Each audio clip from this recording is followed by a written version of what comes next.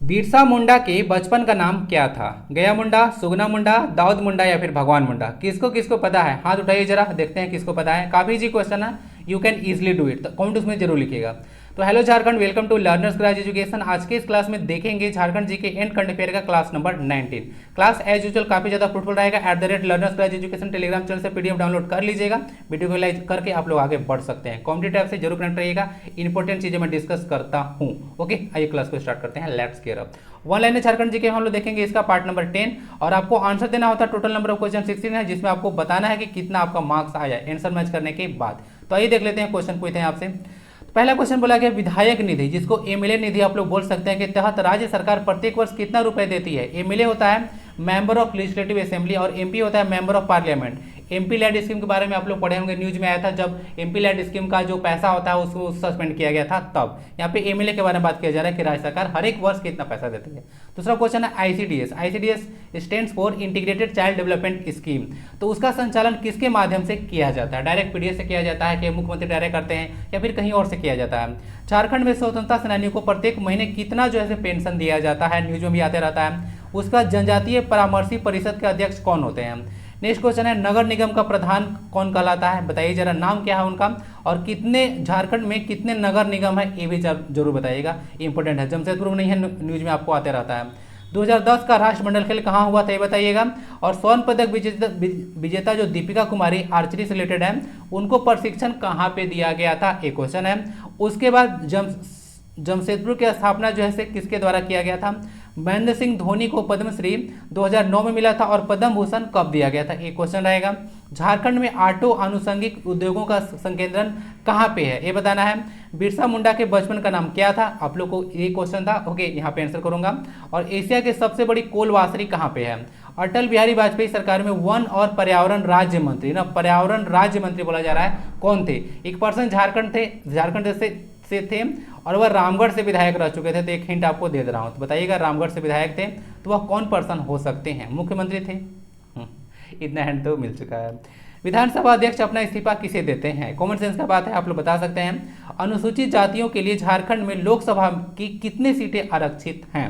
उसके बाद झारखंड का सबसे ऊंचा भूभाग क्षेत्र कौन सा है? और घोटुल युवा गिरी का संबंध किस जनजाति से है? धुमकुड़िया तो नाम सुनोगे उराव जनजाति में, तो घोटुल का संबंध किससे है? तो ये 16 क्वेश्चन है, इसका आंसर आपको देना है। ओके, जरूर बताइएगा। आइए पहला क्वेश्चन देखते हैं, जिसमें झारखंड के कुछ इंपोर्टेंट वन्य जीव अभयारण्य है और उसका लोकेशन दिया हुआ है, तो आपको मैच करना है। पहला आता है महुआ डांड वन्य जीव अभयारण्य, तो महुआ डांड लातेहार में पड़ेगा।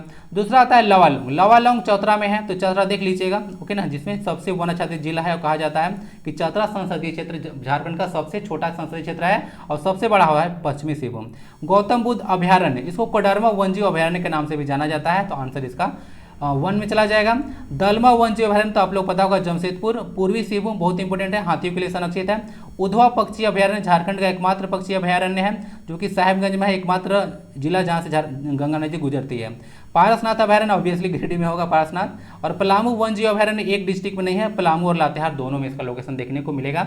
तीसरे से अगर आप लोग मैच कीजिएगा तो इसका आंसर ए का 5 बी का 4, ए का 5 बी का 4, इसका आंसर ना सी हो जाएगा। आप लोग मैच कर लीजिएगा। आइए कुछ और इंपॉर्टेंट चीज डिस्कस करते हैं। झारखंड का एकमात्र देखिएगा राष्ट्रीय उद्यान है बेतला नेशनल पार्क ना, बेतला का आप लोग फुल फॉर्म लिखिएगा, ओके ना, BETLA बताइएगा, बाइसन एलिफेंट टाइगर चलिए बताइए। उसके बाद देखिएगा इसका एरिया 226 किलोमीटर स्क्वायर है। याद रखिएगा बेतला नेशनल पार्क का एकमात्र राष्ट्रीय उद्यान है, तो आपको इसके बारे में स्पेसिफिक जानकारी होना चाहिए। इसका एरिया 226 किलोमीटर स्क्वायर है। लातेहार में मुख्यतः लोकेशन इसको देखने को मिलेगा। झारखंड का एकमात्र बोल सकते हैं सबसे बड़ा पक्षी अभयारण्य है उधवा, जो कि साहेबगंज में लोकेशन है। और ध्यान दीजिएगा जो उधवा बर्ड सेंचुरी है या पटौरा और बरहले लेक के बीच स्थित है। पटौरा का एरिया 155 हेक्टेयर हो जाएगा और बरहले का एरिया जो है से आपको 410 हेक्टेयर है। तो इसी दोनों झील के बीच में उधवा बर्ड सेंचुरी है, ध्यान रखिएगा। ओके ना, आप लोग कॉमन सेंस भी लगाइएगा, तो बर्ड यहाँ पे क्यों आएगा? तो पानी जहाँ रहता है वहाँ पे बर्ड आपको देखने को मिलेगा, तो इसीलिए यहाँ पे जमावड़ा होता है क्योंकि लेक है। ओके ना। दूसरा बात है झारखंड का दूसरा सबसे बड़ा पक्षी अभयारण्य विहंग बोला जाता है। ऐसे तो हम लोग को पढ़ाया जाता है ओके कि झारखंड में एकमात्र पक्षी अभयारण्य है, लेकिन आप लोग न्यूज में देखिएगा तो एकमात्र यह पक्षी अभयारण्य नहीं है। ओके ना, पक्षी अभयारण्य में अगर देखिएगा देखिएगा तो दलमा अभयारण्य है, वहाँ पे भी पक्षियों का काफ़ी ज़्यादा जमावड़ा लगता है, तो एक तरह से अभयारण्य हम लोग कह सकते हैं। लेकिन आप लोग जो चलता है वही याद रखिएगा कि हम लोग का एकमात्र वन्यजीव अभयारण्य है, वही ध्यान रखिएगा। ओके ना, यहाँ पे मैं क्लियर कर दे रहा हूँ। तो विहंग नाम है उसका, दलमा में देखने को मिलेगा, ये भी यहाँ पे भी काफ़ी जमावड़ा लगता है पक्षियों का। नेक्स्ट आता है भारत का एकमात्र भेड़ियों के लिए संरक्षित जो अभयारण्य है, एकमात्र है जो कि भेड़िया मतलब ओफ, ठीक है ना, उसके लिए संरक्षित है, वह है महुआ डांड जो कि लातेहार में इसका लोकेशन है। इतना चीज़ याद रखिएगा। आइए कुछ आपको एरिया बता देते हैं सबका, क्योंकि इसका लोकेशन आपको एरिया पूछ देता है। तो अभयारण्य देख लीजिएगा, फिर कोई उद्यान भी ले लिया हुआ है, किसी लिए यहाँ पे डाला हुआ है। दलमा और पारसनाथ इसका देख लीजिएगा 195 है। पलामू का एरिया सबसे ज़्यादा है, जितना भी झारखंड में वन्यजीव अभयारण्य है उसमें सबसे ज़्यादा जो एरिया है वह पलामू का है, ध्यान रखिएगा, पलामू वन्यजीव अभयारण्य का। दलमा और पारसनाथ दोनों का 195 है, तो याद रखने में दिक्कत नहीं होगा। कोडरमा जिसको आप लोग गौतम बुद्ध अभयारण्य के नाम से जानते हैं, वह है 150 किलोमीटर स्क्वायर में एरिया सारा है। उसके बाद उधवा देख लीजिएगा 5.65 हो जाएगा ना। अगर इसको आप लोग देखिएगा यहाँ से 410 और ऐड कीजिए 155, कितना आ जाएगा 565, ये आपको हेक्टेयर में आ जाएगा ना हेक्टेयर में। तो हेक्टेयर में आ जाएगा, तो इसका मतलब है 565 हेक्टेयर मतलब होता है 10⁴ मीटर स्क्वायर, ठीक है ना। तो इसको 100 से आप लोग किलोमीटर में करने के लिए 10,000 से, किलोमीटर स्क्वायर में करने के लिए 10,000 से डिवाइड कीजिएगा तो यह आ जाता है, ठीक है ना, 565। तो सॉरी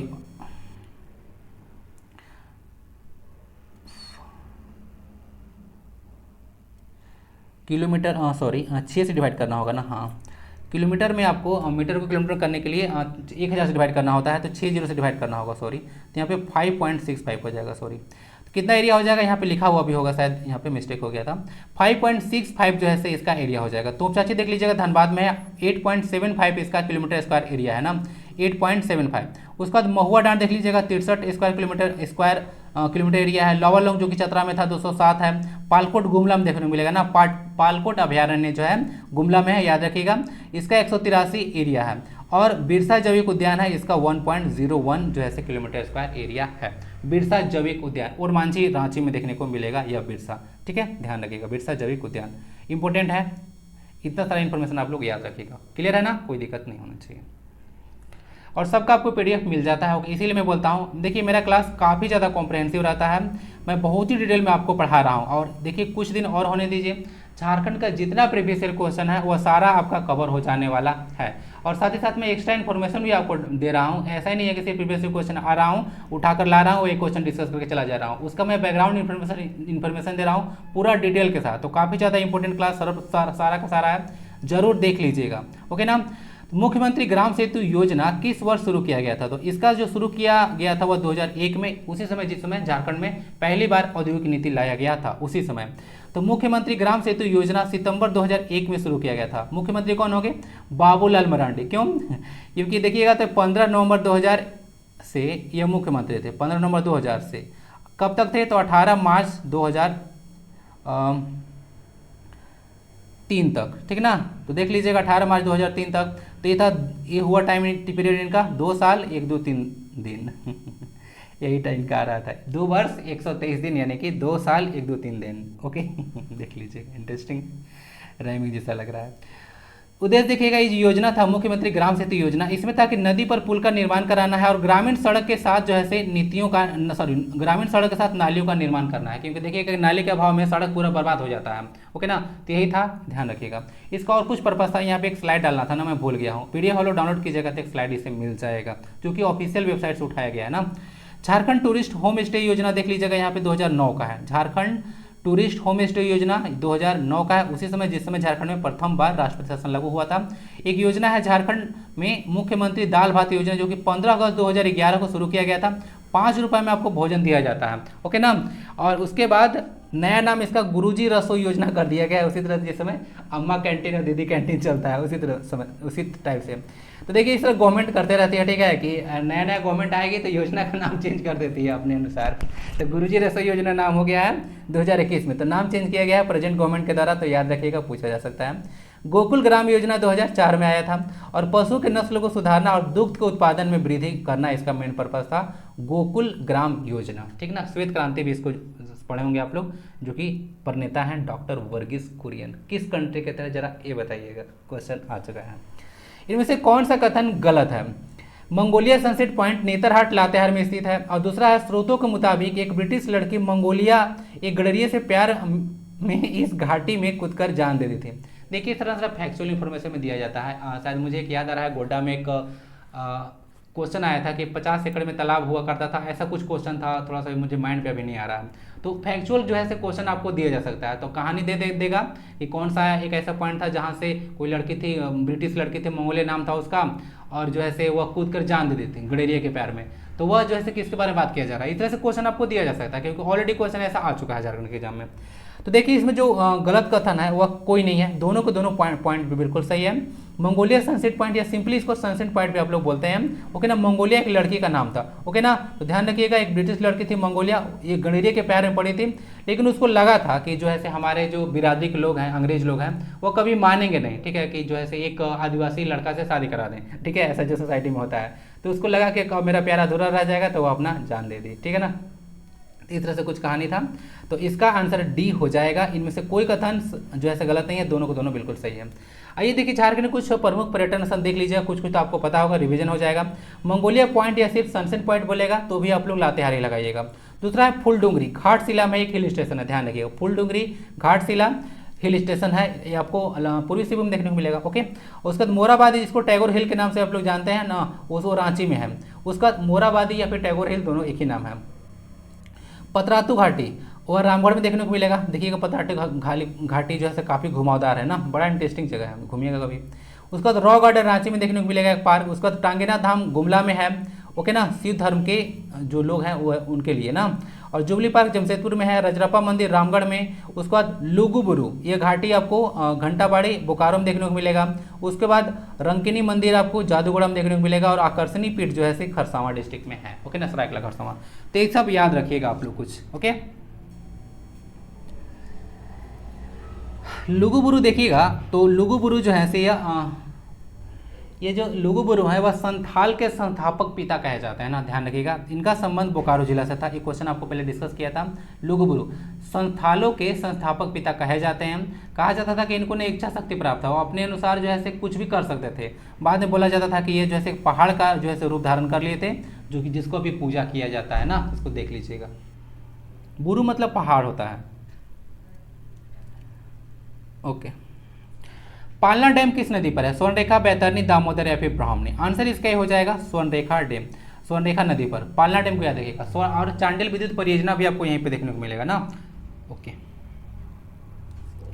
आइए डिटेल में देख लेते हैं। जो हाईलाइटेड यहाँ पे टेक्स्ट है, इतना आप लोग याद रखें चाहे नहीं रखें, लेकिन जो हाईलाइटेड है उसको आप लोग को जरूर याद रखना है। इस पर क्वेश्चन भर भर के डायरेक्ट आता है, जेपीएससी में आपको डायरेक्ट मैच करने के लिए दे देगा, ठीक ना, कि कौन सा साल में शुरू हुआ था। तो आइए देख लेते हैं कुछ। पालना डैम जो कि क्वेश्चन था, स्वर्णरेखा नदी पे है, सरायकेला खरसावां डिस्ट्रिक्ट में। निर्माण इसको 1882-93 में किया गया था। कहने के तात्पर्य है कि 82 में निर्माण शुरू हुआ और 93 में जाकर कंप्लीट हुआ था। नेक्स्ट आता है मसानजोर डैम, इसको कनाडा डैम भी बोला जाता है, या कभी कभी इसको पियर्सन डैम भी कहा जाता है। कनाडा सरकार की हेल्प से बनाया गया, मीनाक्षी या मोर नदी पर बनाया गया है।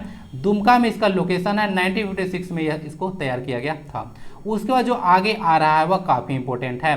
पहला आता है DBC, DBC Damodar valley corporation के तहत जो डैम बनाए गए थे, 4 मल्टीपर्पसेस डैम झारखंड में, उसमें 4 में सबसे पहला था तिलैया, जो कि 1953 में आया था, तो इंपॉर्टेंट रह जाएगा। रिवर था बराकर और लोकेशन इसका कोडरमा में है। दूसरा आता है कोनार डैम, जो कि दूसरा था, यह कोनार रिवर पे है, हजारीबाग डिस्ट्रिक्ट में, ध्यान रखें। उसका बाद मैथन डैम आया था, जो कि है 1950, लोकेशन सबका डेट देख लीजिएगा आप लोग, मैथन है ना, इसका देख लीजिए 1955 है, मैथन 1957 का, ओके। उसके बाद यह बराकर रिवर पे है और धनबाद में इसका लोकेशन है। उसका बाद पंचेत आया दामोदर रिवर पे, धनबाद में इसका लोकेशन है और 1959 में बनाया गया था इसको, तो बनकर यह तैयार हुआ था, वो सारा ईयर यहाँ पे दिया हुआ है ना। तो ध्यान रखिएगा, इतना सारा आपको डायरेक्ट मैच करने के लिए आता है। तो पहला 1953 में और यह अंतिम था पंचेत, ध्यान रखिएगा, ओके ना, कन्फ्यूज मत कीजिएगा। देख लीजिएगा तिलैया और यहाँ पे मैथन, तिलैया और मैथन जो है से आपको बराकर पर है ना, तिलैया और मैथन जो है से आपको बराकर रिवर पे है, ओके। और दामोदर पे है आपको पंचेत डैम और एक है आपका कोनार रिवर पे, ओके ना। चलिए बाकी नीलांबर पीतांबर डैम देख लीजिएगा, मंडल डैम के नाम से इसको जाना जाता है। उत्तरी कोयल नदी पर है, लातेहार डिस्ट्रिक्ट में देखने को मिलेगा। और देखिए 2019 में इसको स्टार्ट किया गया था और अभी तक मतलब पूरा कंप्लीट इसका काम नहीं हुआ है। ओके ना, बार बार न्यूज़ में भी आते रहता है। आपको बताया था कि जनवरी 2019 में प्रधानमंत्री नरेंद्र मोदी के द्वारा जो है इसको शुरू किया गया था, लेकिन यह कंप्लीट नहीं हो पाया। ओके, तो इसे न्यूज़ में आते रहता है। तो देख लीजिएगा यहाँ पे मैं यहाँ पे डेट नहीं डाला हूँ कंप्लीट होने का, मैं पहले डिस्कस कर दे रहा हूँ। स्टार्ट होने का डेट डाला था, ऐसे तो 1970 बहुत पहले का था, 1972 में शुरू हुआ था। उसके बाद 1993 में जो बिहार का वन विभाग था उसको बंद कर दिया था। ये सब कुछ कहानी आपको डिस्कस किया गया था। नेक्स्ट क्वेश्चन आता है, किस वैष्णव संत ने 16वीं शताब्दी में पंच परगना क्षेत्र में कुछ दिनों तक ठहर कर जनजातियों के बीच अपने मत का प्रचार किया, यानी कि वैष्णव धर्म का प्रचार किए थे। वैष्णव मतलब जो होते हैं जो कि विष्णु भगवान है उनके बारे में प्रचार प्रसार करते हैं, उनको वैष्णव संत कहा जाता है। संत शंकर देव हैं, चैतन्य महाप्रभु हैं, संत रैदास है या फिर संत रामदास है। इसका आंसर चैतन्य महाप्रभु होगा। ये पंच परगना क्षेत्र में आए थे। ओके, ध्यान रखिएगा 16वीं शताब्दी के बारे में बात किया जा रहा है। ओके, किसका प्रचार किए थे? तो वैष्णव मत का। आइए कुछ देख लेते हैं। जो चैतन्य महाप्रभु हैं वो पंच परगना क्षेत्र में वैष्णव मत का प्रचार किए थे। ओके, चलिए यहाँ पे पंच परगना क्षेत्र आपके लिए आया है, तो पंच परगना आपके लिए इंपॉर्टेंट हो जाएगा। तो आइए देख लेते हैं पंच परगना क्षेत्र को। तो कभी भी पंच परगना क्षेत्र के बारे में बात करेगा तो ये पंच प्लस परगना यानी 5 परगना के बारे में यह बात करता है। ओके, झारखंड में जितने परगना होते हैं बारे में, लेकिन वह नहीं है, अलग है।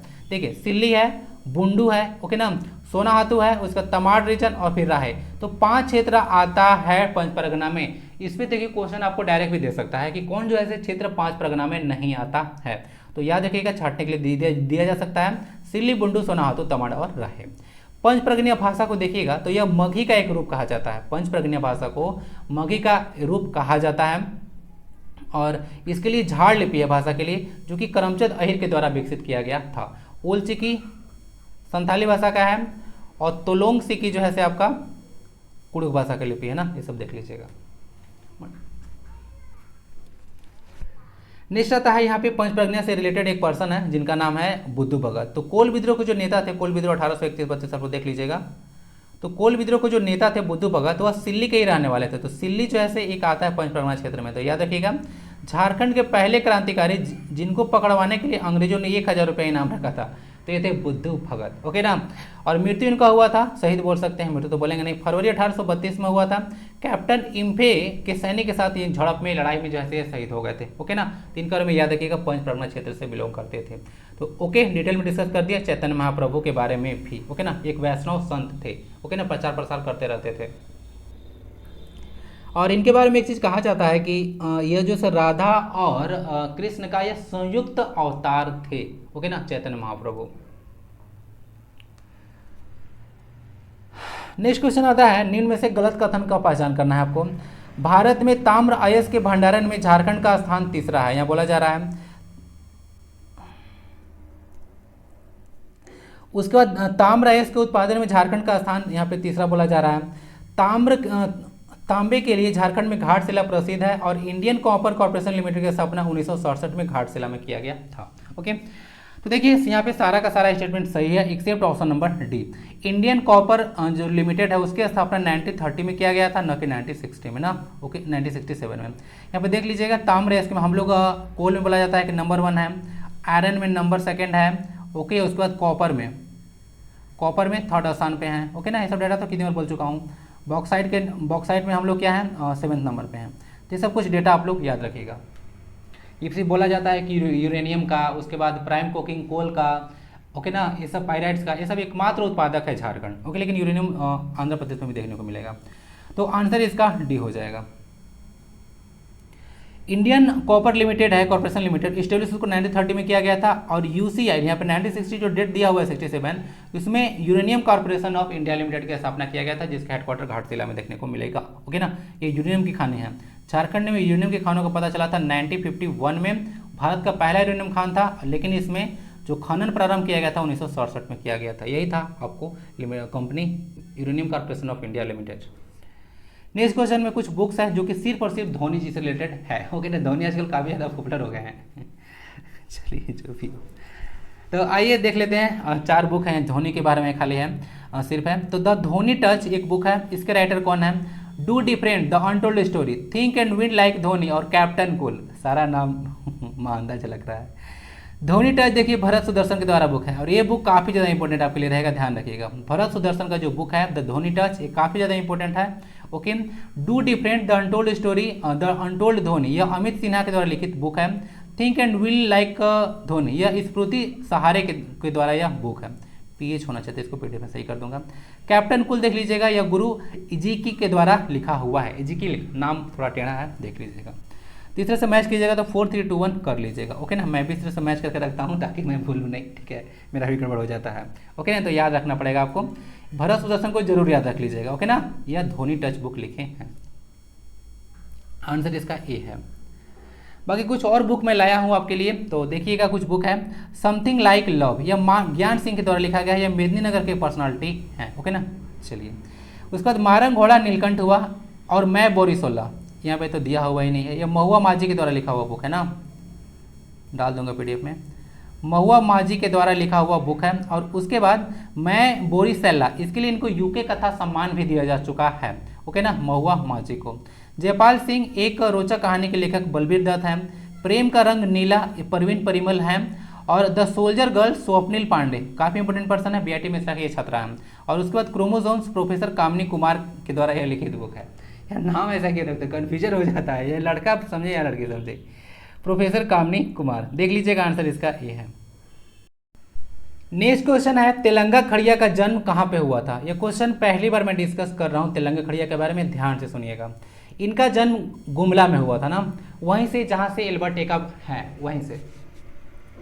बाकी साहेबगंज देख लीजिएगा, ये तो झारखंड में है। और उलिहातू जो गांव है वर्तमान में देखने को मिलेगा, बिरसा मुंडा का जन्म स्थान है जो कि वर्तमान में खूंटी डिस्ट्रिक्ट में है। और भागलपुर अगर पहले बोलेगा तो यह रांची में इसका लोकेशन हो जाएगा, क्योंकि खूंटी को रांची से अलग किया गया था।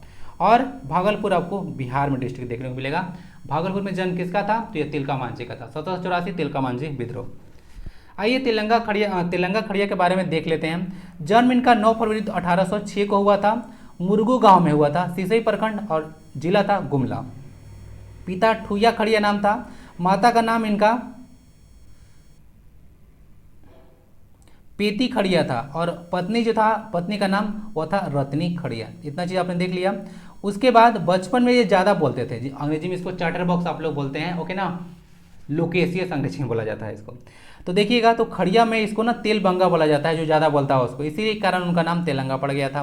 संगठन की स्थापना किए थे जिसका नाम था जोरी पंचायत, तो बहुत सारे लोगों को जो है इकट्ठा किए थे। ओके ना, और मेन रूप से यह देखिए अंग्रेजों के खिलाफ या जमींदारों के खिलाफ जो शोषण करते थे उनके खिलाफ जो है आवाज़ें उठाते थे। उसके बाद देख लीजिएगा, छोटा नागपुर में एक आया था, छोटा Nagpur landlord and tenancy act 1859 आया था, तो उसका काफ़ी ज़्यादा यह विरोध किए थे और काफ़ी आंदोलन भी हुआ था। खड़िया विद्रोह 1880 में किया गया था इन्हीं के द्वारा। पहले बोला जाता है कि इनको एक बार गिरफ्तार कर लिया गया था, फिर 14 से 18 साल तक इनको बंदी बनाया गया था, उसके बाद पुनः छोड़ दिया गया था। और कुछ दिन के बाद जो है फिर देखिए कि अंग्रेजों का जो है बदतमीजी बहुत हद से ज़्यादा बढ़ रहा है, तो पुनः जो है बुढ़ा होने के बावजूद भी जो है ये आंदोलन कर दिए थे। ओके ना, आगे देखिएगा। तो इनको जो खड़िया वीरगति प्राप्त हुआ था, एक प्रार्थना कर रहे थे, तो उसी वक्त जो सिपाही बोधन थे वह जो है आक्रमण कर दिए थे, तो उसी में ये शहीद हो गए थे। अंतिम संस्कार जो इनका किया गया था वह सोसो निमटोली दक्षिणी कोयल नदी के तट पर किया गया था। ओके, और उस स्थान का अभी नाम देखिएगा तो वह तेलंगा टोपा टाण उसको बोला जाता है। ठीक है, देख लीजिएगा। तो इतना इन्फॉर्मेशन है तेलंगा खड़िया के बारे में। पीडीएफ आप लोग डाउनलोड कीजिएगा तो यहाँ पे उनका इमेज डाल दूंगा। ओके, चलिए। तो झारखंड के स्वतंत्रता सेनानी तेलंगा खड़िया। सबर जनजाति में परंपरागत पंचायत का जो प्रमुख होता है उसको क्या कहा जाता है। ओके ना, महतो, प्रधान, मांझी या फिर सयाना। आंसर इसका बी हो जाएगा। परंपरागत जो प्रमुख होते हैं, हेड होते हैं गांव के, ओके, अलग अलग जनजाति में देखे होंगे, कहीं पे महतो, कहीं पे मांझी सब मिलेगा, तो यहाँ पे प्रधान कहा जाता है। तो आइए सबर जनजाति को देख लेते हैं डिटेल में। देखिएगा, तो इनके जो सबर जनजाति को अस्तित्व का जो पहला उल्लेख मिलता हुआ त्रेता युग में मिलता है। ओके ना, देख लीजिएगा। नेक्स्ट आता है इनका जो उपजाति है, 4 उपजाति देखने को मिलेगा, झारा, बासु, उसके बाद जंटापति और जहरा। तो झारखंड में, ये मिस्टेक हो गया, झारखंड में जो देखने को मिलेगा उपजाति सबर जनजाति का, वह जहरा आपको देखने को मिलेगा। नस्ल इनका प्रोटो ऑस्ट्रेलियाड समूह से बिलोंग करते हैं। परंपरागत जो पंचायत होता है उनके जो प्रमुख होते हैं उनको प्रधान कहा जाता है, और प्रधान का जो सहायक होता है उसको गुणायत कहा जाता है। गांव के पुजारी जो होते हैं उनको देवरी कहा जाता है। प्रमुख देवता इनको ना काली माता की पूजा किया जाता है। इसमें वधु मूल्य भी होता है सबर जनजाति में। तो सबर जाति में वधु मूल्य को यानी कि वधु को वर पक्ष से दिया जाने वाला जो निश्चित राशि होता है उसको पोटे कहा जाता है। ओके ना, इसको ध्यान रखिए। बाकी यह झारखंड के 8 आदिम जनजातियों में भी शामिल है। 32 जनजातियाँ झारखंड में लिस्टेड हैं, आपको पता होना चाहिए। उसमें 8 जनजातियाँ पार्टिकुलरली वनरेबल ट्राइब से आदिम जनजाति आते हैं। उसके बाद आपराधिक जनजाति अधिनियम 1871 आया था। तो आपराधिक जनजाति अधिनियम 1871 के तहत इसको एक आपराधिक जनजाति घोषित किया गया था। किसको? सबर जनजाति को। ठीक है, भूलने का नहीं। प्रधान कहा जाता है। पलामू के चेरो राजा प्रताप राय के बारे में बात किया जा रहा है। उनके खिलाफ मुगल सैन्य अभियान जो कि 1641-42 में हुआ था, उसका नेतृत्व किसने किया था? ओके ना, दाऊद खां, मान सिंह, शाइस्ता खां या फिर इब्राहिम खां? आंसर इसका सी हो जाएगा। शाइस्ता खां वो पर्सन थे। आंसर इसका सी हो जाएगा। आइए देख लेते हैं। पलामू में जो मुगल आक्रमण के समय जो राजा थे प्रताप राय थे, वो 1641 से 42 टाइम पीरियड याद रखिएगा। मुगल का नेतृत्व किया गया था, यहाँ पे डालना पड़ेगा इसको ना, वही थे शाइस्ता खां, तो इसको डालना होगा। तो शाइस्ता खां नेतृत्व किए थे मुगल का, यहाँ पे देख लीजिएगा 1641-42 में। और प्रताप राय ने मुगलों की अधीनता स्वीकार कर लिया था। उन्होंने हार गए थे और मुगलों की अधीनता स्वीकार कर लिए थे। और उसके बाद शाहजहां, वो पूछ देगा कि मुगल बादशाह कौन था प्रताप राय के टाइम में, तो शाहजहां लगाइएगा। ठीक ना, इवेंट इंपॉर्टेंट है। तो शाहजहां थे और 1000 मनसब जो है प्रदान किए थे शाहजहां। उसके बाद इसमें प्रताप राय को 30,000 रुपये सालाना देना पड़ा था। ऐसे ही जैसे अधीनता स्वीकार नहीं किया जाता, कराया जाता है। ओके ना, नहीं तो फिर मार दिया जाता है। आप लोगों को पता होगा जो दुर्जन साल थे उसको औरंगजेब 12 साल किले में रखा था, 6000 रुपया पर छोड़ा था उसको, पता है ना आपको। तो इस तरह से हरकत था। तो आंसर इसका सी हो जाएगा, शाइस्ता खां, याद रखिएगा। पलामू में देखिएगा तो चेरो वंश आपको तो पता होगा। ओके, अरक्सला वंश को खत्म करके इसको एस्टेब्लिश किया गया था भगवंत राय के द्वारा। और इसमें जो है से एक बहुत ही प्रतापी राजा थे मेदिनी राय, आपको पता होगा, जिनको कि इनके काल को जो है से 1658 से बोला जाता है। 1658 से लगभग 71-72 तक इनका टाइम पीरियड, 74 तक था, 1674 तक इनका जो है टाइम पीरियड था। और ये जो है बोल सकते हैं कि चेरो वंश का स्वर्णयुग कहा जाता है। इन्होंने प्रजा से कभी जो है कर नहीं लिए थे। कहा जाता है कि वेश बदल कर जैसे प्रजा का जो सुख दुख जानने के लिए घुमा भी करते थे और उसका निवारण भी किया करते थे। ओके, और आपको पता होगा एक नागपुरी दरवाजा है पलामू किला में। ठीक है, आपको पता है नागपुरी दरवाजा नाम है, बहुत ही विशाल दरवाजा है, मैं तो गया हूँ, आप लोग कभी विजिट कीजिएगा। नेक्स्ट सेक्शन जेएसएससी और जेपीएससी कॉर्नर में हम लोग देखेंगे जेएसएससी एसआई 2017 का प्रीवियस ईयर क्वेश्चन, और इसमें नंबर ऑफ क्वेश्चन होगा 10। आइए पहला क्वेश्चन देखते हैं। बोला जा रहा है कि जो पूर्वी सिंहभूम डिस्ट्रिक्ट है वह किस कॉर्नर में लोकेटेड है झारखंड का। तो आइए इसको मैप के थ्रू आपको समझाते हैं। मैप आप लोग देखिए, इस तरह से आप लोग इसको बांट दीजिए। तो रांची लग रहा है कि बीच में, तो हार्ट ऑफ झारखंड बोल सकते हैं। तो यहाँ से इस डायरेक्शन में आइएगा तो इधर जैसे साउथ होता है, उधर आपका नॉर्थ होता है, इधर ईस्ट और इधर वेस्ट आप लोग कहते हैं इसको। ओके ना, तो यहाँ से अगर लोकेशन देखिएगा तो कहाँ जा रहा है, साउथ, यहाँ पे साउथ है और इस डायरेक्शन को ईस्ट कहा जाता है, तो इसका लोकेशन साउथ ईस्ट हो जाएगा। ओके ना, तो ध्यान रखिएगा। तो अगर आपको लोकेशन पता है तो आराम से इस क्वेश्चन को कर सकते हैं। ये जो है एक मैप बेस्ड क्वेश्चन आपसे पूछा गया था, तो आराम से देख लीजिएगा। यहाँ पे ईस्ट सिंहभूम है तो साउथ ईस्ट में इसका लोकेशन यहाँ से हो जाएगा, यहाँ से साउथ ईस्ट में जा रहा है।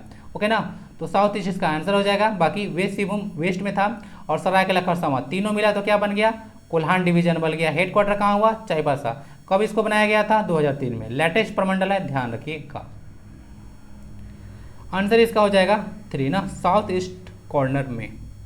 कोई दिक्कत नहीं होना चाहिए, मैं आपको थोड़ा समझा दिया। How many blocks of Palamu district were separated so as to have an independent district Garhwa. Garhwa जिले के लिए कितना ब्लॉक लिया गया था पलामू का, तो टोटल 8 जैसे ब्लॉक लिया गया था, इसको याद रख सकते हैं। गढ़वा डिस्ट्रिक्ट को 1991 में बनाया गया था। ओके, नेक्स्ट क्वेश्चन है समुद्र तल से ऊपर पारसनाथ पहाड़ी की ऊंचाई क्या है, फीट में कितनी बार बता चुका हूँ, 4431 फीट इसको बोला जाता है। 4431 फीट या फिर 1365 मीटर। झारखंड की सबसे ऊंची चोटी है पारसनाथ चोटी, ध्यान रखिएगा, जिसको समेत शिखर जी के नाम से जाना जाता है। जैन धर्म के 23वें तीर्थंकर से यह रिलेटेड है।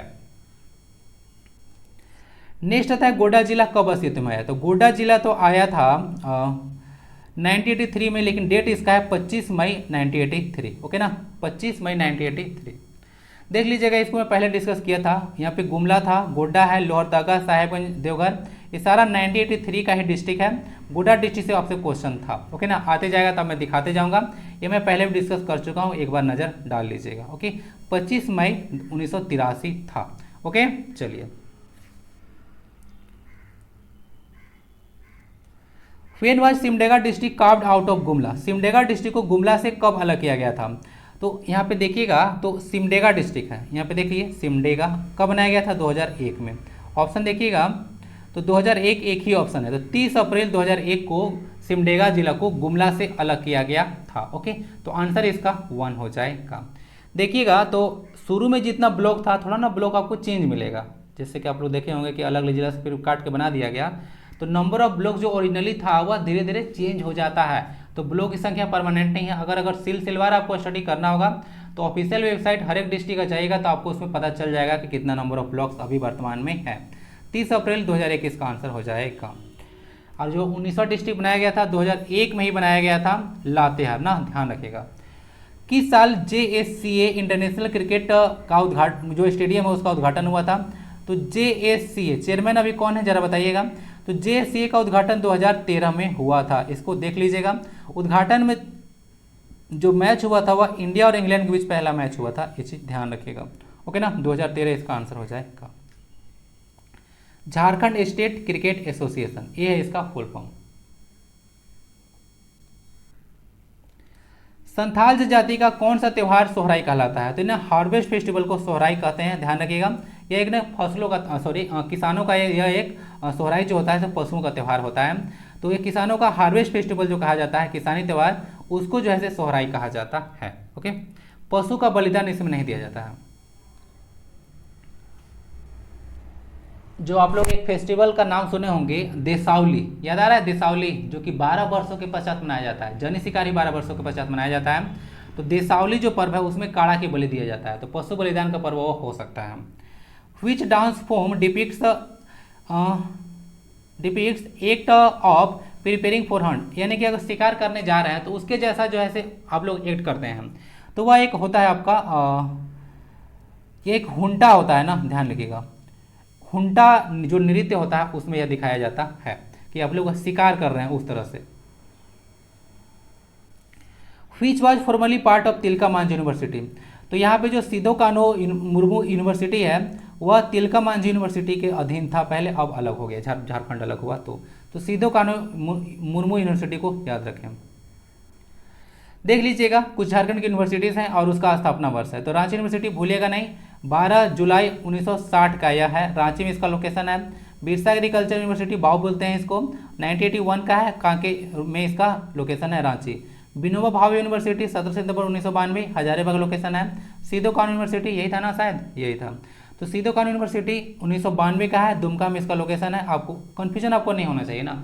सिधो कान्हो संथाल विद्रोह से रिलेटेड थे, संथाल परगना आपको कहाँ पे मिलेगा, तो कमेंट से लगाइएगा तो पता चल जाएगा ना, दुमका संथाल परगना में आता है। कोल्हान यूनिवर्सिटी को देख लीजिएगा, 2009 में इसको फाउंड किया गया था चाईबासा के साथ। और नीलांबर पीताम्बर यूनिवर्सिटी भी 2009 का ही है, मेदिनीनगर इसका लोकेशन है। और झारखंड एकमात्र सेंट्रल यूनिवर्सिटी है, 2009 में भी इसको फाउंड किया गया था, रांची में इसका लोकेशन है। Jamshedpur situated at the bank of which of the flowing rivers, तो जमशेदपुर जो है कॉन्फ्लुएंस पर है आपको सोनरेखा और खरकई रिवर की कॉन्फ्लुएंस पर, यानी कि संगम पर, ठीक है। ये आपका जमशेदपुर। तो ये टोटल हो गया 10 क्वेश्चन, ओके ना। फर्स्ट से 10 क्वेश्चन लास्ट क्लास में डिस्कस किया था। अब देखिए, झारखंड जी के डेली लाना पॉसिबल है ना, मटेरियल को मुझे बहुत ही ज़्यादा सर्च करना पड़ता है, रिसर्च करके सब मैं लाता हूँ, तो थोड़ा सा मुझे टाइम लग जाता है, तो डेली आप लोग डिमांड मत कीजिएगा, ठीक है ना। और बाकी बीच जो मैं देते रहता हूँ, कंप्यूटर का, साइंस का, ये सब लेक्चर देते रहता हूँ। मेरा झारखंड का, कंप्यूटर का, जनरल साइंस का, ये सब लेक्चर आप कहीं भी मैच कर सकते हैं, ठीक है ना। एकदम ऑथेंटिक आपको प्रोडक्ट मिलेगा, कोई दिक्कत नहीं होगा, एकदम टू द एग्जाम आपका जो है काफ़ी ज़्यादा फुटफुल होगा एग्जाम में। तो आप लोग इसको आंख बंद कर प्रैक्टिस कर सकते हैं। कंप्यूटर का 50 क्लास ले चुका हूँ, जरा थोड़ा बड़ा नहीं लिया हूँ, 50 क्लास ले चुका हूँ अब तक, जाकर देखिए। विधायक निधि के तहत राज्य सरकार प्रत्येक वर्ष 5 करोड़ रुपया जो है देती है, ध्यान रखिएगा। पहले ये 4 करोड़ था 2015 तक, ओके ना, बाद में चेंज कर दिया गया, ओके। तो इतना याद रखिएगा, विधायक निधि को मिलता है अपने क्षेत्र में विकास करने के लिए प्रत्येक साल 5 करोड़। उसके बाद ICDS देख लीजिएगा, integrated child development scheme, anganwadi केंद्र से इसका संचालन किया जाता है, इसको ध्यान रखिएगा। बाकी झारखंड में जो स्वतंत्रता सेनानी हैं, प्रत्येक महीने जो है, वर्ष में नहीं, प्रत्येक महीने 5,000 रुपया दिया जाता है। और जो है से 3,000 से बढ़ाकर ये जो है से 5,000 किया गया था। पहले 3,000 दिया जाता था, ये तो देख लीजिएगा, फिर 5,000 दिया जाता है। उसके बाद जनजातीय परामर्शी जो परिषद होता है उसका अध्यक्ष मुख्यमंत्री होते हैं। आप लोग कॉमन सेंस भी लगाइएगा तो आपको पता चल जाएगा। उसके बाद झारखंड स्टेट जो डिजास्टर मैनेजमेंट अथॉरिटी है उसका भी जो चेयरमैन हमेशा से सीएम ही होते हैं। उसके बाद नगर निगम का प्रधान जो होता है से मेयर कहलाता है। झारखंड में कुल कितने नगर निगम है जरा ये बताइएगा, अभी तो लिखा जाता। राष्ट्रमंडल खेल 2010 में बताना है, दीपिका कुमारी को तीरंदाजी में जो स्वर्ण पदक मिला था तो उनको जो मिला था प्रशिक्षण वह टाटा आर्चरी एकेडमी में मिला था। जमशेदपुर की स्थापना जमशेद जी नौसरवान जी टाटा जी ने किया था। महेंद्र सिंह धोनी जी को 2009 में पद्म श्री मिला था। 2018 में पद्म जो है से भूषण मिला था, इसे ध्यान रखिएगा, ओके ना। और ICC spirit of the cricket award भी इनको मिल चुका है फॉर द डिकेड, ओके, इसे ध्यान रख सकते हैं। 2007 में इनको झारखंड रत्न के सम्मान से सम्मानित किया गया था। 2007 से लेकर 8 के बीच में इनको राजीव गांधी खेल रत्न अवार्ड दिया गया था। और राजीव गांधी खेल रत्न अवार्ड का नाम अब चेंज कर दिया गया 2021 में, मेजर ध्यानचंद खेल रत्न अवार्ड। बिरसा मुंडा के बचपन का नाम दाऊद मुंडा था, ध्यान रखिएगा, दाऊद मुंडा था, एक चीज देख लीजिएगा। और बाकी एक ऑप्शन में आपको गया मुंडा भी देखने को मिलेगा, तो वो बिरसा मुंडा के सेनापति थे। उसके बाद एशिया की सबसे बड़ी जो कोलवासरी है, ओके ना, कोलवासरी वह करगाली है या बोकारो में इसका लोकेशन देखने को मिलेगा। अटल बिहारी सरकार में वन और जो पर्यावरण राज्य मंत्री थे वो बाबूलाल मरांडी थे। झारखंड के यह पहले मुख्यमंत्री थे, इसे ध्यान रखिएगा। यह रामगढ़ से विधायक थे, आपको हिंट दिया था। विधानसभा अध्यक्ष अपना इस्तीफा जो है से विधानसभा उपाध्यक्ष को दे सकते हैं, ओके ना। और झारखंड के अभी जो है से विधानसभा अध्यक्ष हैं रविंद्रनाथ महतो, जो कि 11वें जो है से अध्यक्ष हैं। पहले कौन थे जरा ये बताइएगा। विपक्ष के नेता अभी कोई नहीं है ना, ठीक है, विपक्ष नेता बात चलते रहता है, दूसरी सबसे बड़ी पार्टी आपको बीजेपी देखने को मिलेगा, बट अब विपक्ष के नेता आपको झारखंड विधानसभा में नहीं मिलेगा। अनुसूचित जातियों के लिए झारखंड में लोकसभा की एक सीट जो है से रिजर्व्ड है। झारखंड का सबसे ऊंचा भूभाग क्षेत्र पाट क्षेत्र कहलाता है, इसे ध्यान रखिएगा। और जो घोटुल युवा गृह है उसका संबंध संथाल से है। धुमकुड़िया जीबीसी में ऑलरेडी क्वेश्चन पूछ चुका है, यह जो है से उरांव लोगों का युवा गृह होता है, ओके। चलिए, तो कितना मार्क्स आया जरूर बताइएगा, काफ़ी ज़्यादा मेहनत करना पड़ता होगा, तो थोड़ा बहुत पार्टिसिपेट अभी कीजिए, लाइक जरूर कर दीजिएगा। चलिए, तो this is the end of the video. Class कैसा लगता है फीडबैक आपसे अपेक्षित जरूर रहेगा। मिलते हैं फिर अगले क्लास में। pdf@learners guide education Telegram channel से डाउनलोड कर लीजिएगा, रिवीजन प्रॉपर आप लोग करते रहिए, सारे पार्ट विजिट आप लोग कर जरूर लीजिएगा। वंदे भारतम, जय हिंद।